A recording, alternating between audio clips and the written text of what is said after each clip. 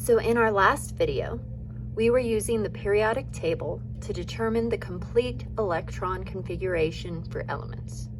So what we were doing is we were using the periodic table to determine where every single electron was found for each element. Now, the problem with writing complete electron configurations is, you noticed, the more electrons there are, the harder it is and the longer it takes. So today, we're going to work on something called shorthand electron configurations. Now, for shorthand electron configurations, we're still going to be using this same periodic table, okay? But what we're going to be doing is we're going to see how do you abbreviate electron configurations.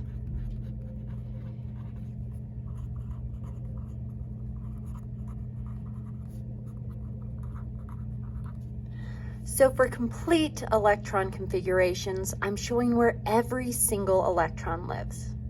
For shorthand, I'm not. So let's talk about the difference and what it looks like.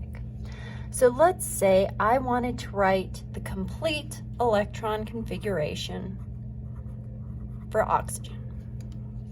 If I look at the periodic table, oxygen has 8 positive protons, so it also has 8 negative electrons. Now, if I'm writing the complete electron configuration, I remember that I always start in the upper left-hand corner. I always read from left to right and from top down. So I'm going to start with my 1s orbital with 2 electrons. I'm going to keep reading across. That finishes the first row. I go on to the second row to my 2s orbital, which can also hold 2 electrons.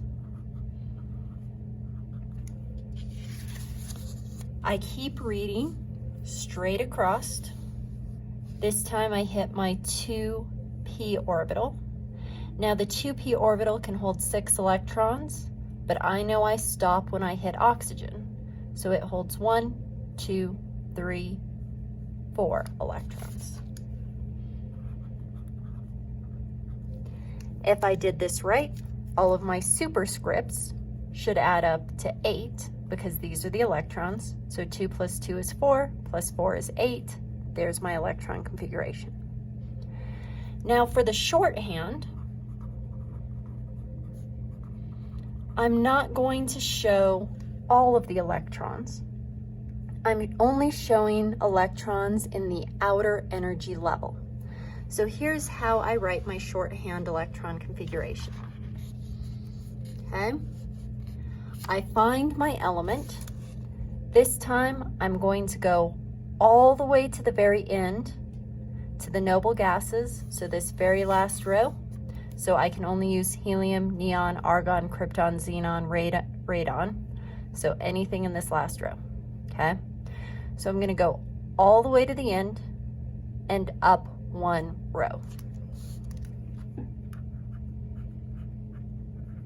I'm going to put that element in brackets.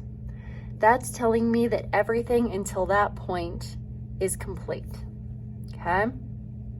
So then I read the row that oxygen's in. So I would start with 2s2, and I would keep going, and it's 2p4. Okay, so in this case, helium is replacing the first row, okay? Everything else ends exactly the same because this is the row that oxygen is in. Now, for something in the first couple rows, shorthand's not super useful, but it gets way more useful the more electrons I have. So let's go down here and let's go ahead and talk about iron. Iron's all the way down here. He's got 26 electrons. So if I was writing his complete electron configuration, I would have to write all 26 electrons. So what that would look like for me is I would have 1s2. That gets me all the way across. 2s2. Keep going across. 2p6. That finishes this row. 3s2. Keep going across. 3p6. Go on to the next row. 4s2. Keep going. 3d, stop at iron, so 6. If I did this right, all of my electrons should add up to 26. 2 plus 2 is 4, plus 6 is 10, 12, 18, 26. So this was kind of more of a pain. For the shorthand, I find my element. I go all the way to the very end and up one row. So I'm going to put argon in brackets. Okay?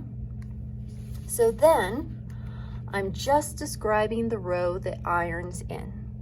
So I would write 4s2, and then I would write 3d6.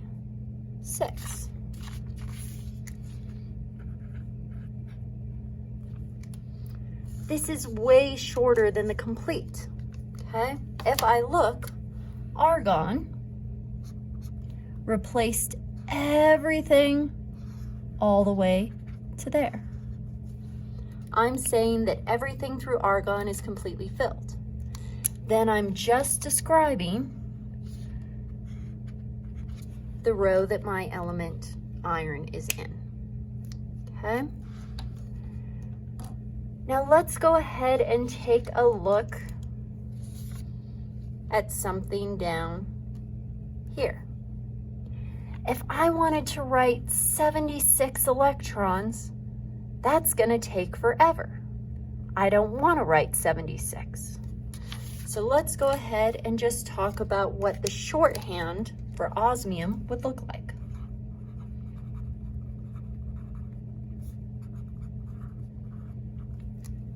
Okay, I don't want to write out all 76. So if I was writing the shorthand,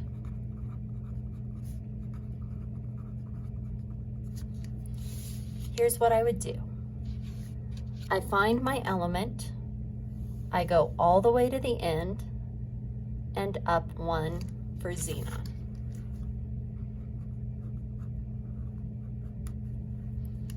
Well, the nice thing is, xenon takes care of 54 electrons, so I don't even have to worry about those. I only need to describe the electrons in the row that osmium's in. So I start at the beginning of this row. 6s can hold 2 electrons. Okay. Now this row's tricky. Remember, before I can fill my d orbital, I have to fill my 4f. My 4f orbital can hold 14 electrons. Then I go on and I read my 5D, and I go all the way across until I hit osmium. So 5D6.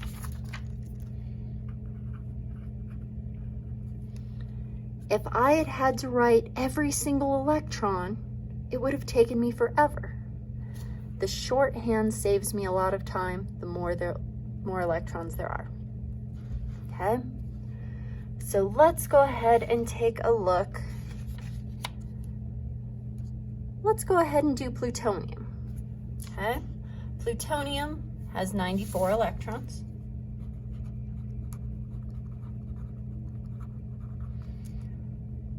We're only doing the shorthand. So take a couple minutes and write the shorthand for plutonium. Now remember, plutonium, even though he's in the bottom, this row actually lives in this box.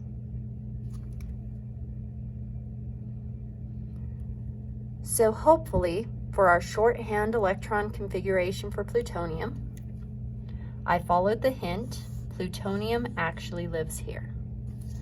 So I go all the way to the very end and up one. So I'm going to have radon in brackets. Now I'm only describing the row that plutonium's in. And I know that even though plutonium's here, he actually lives here. So I start at the beginning with 7s, which can hold 2 electrons. Before I can fill my 6d, I have to fill this f orbital. So I'm gonna have my 5f, I read across until I hit plutonium. So plutonium will be 5f5.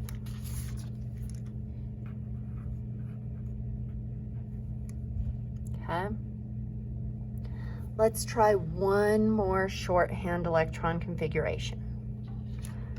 Let's try, let's go ahead and try barium. Okay, so let's do 56 electrons for barium. And we're only doing the shorthand electron configuration.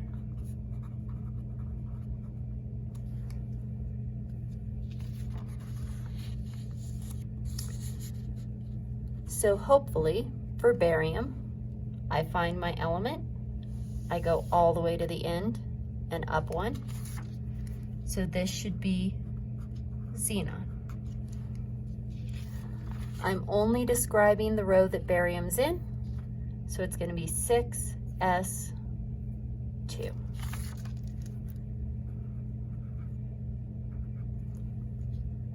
Okay. Now be careful on assignments, be careful on tests and quizzes. If I ask for the complete electron configuration, you need to show me every single electron all the way through. If I ask for the shorthand, you're only showing me the outer level. It has to have the row before denoted by an element in brackets though.